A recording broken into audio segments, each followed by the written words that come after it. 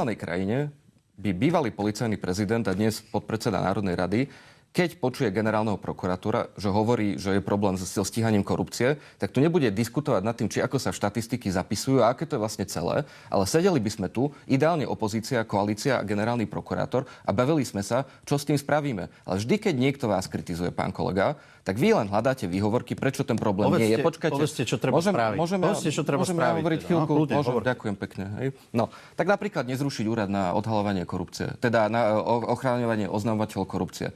To chcete konkrétny prípad to. Vy hovoríte, že ako vy vlastne bojujete. Kto chcel zrušiť úrad? Vy, váš minister Šuta Eštok a vy ste za to hlasovali. A potom ste sa vracali. Klamete v priamom prenose. Nechceli ste ho zrušiť, vy ste ho chceli len transformovať. Vlastne nič nechcete rušiť, vy len nechcete nič robiť. Vy len posúvate krabičky. Skúste presný. No ja som presný. A viete, čo je na tom výsledok tohto vášho nerušenia a nič nerobenia je to, že presne ako povedal pán kolega, štatistiky nakoniec ukazujú to, že sa nič neodhaluje.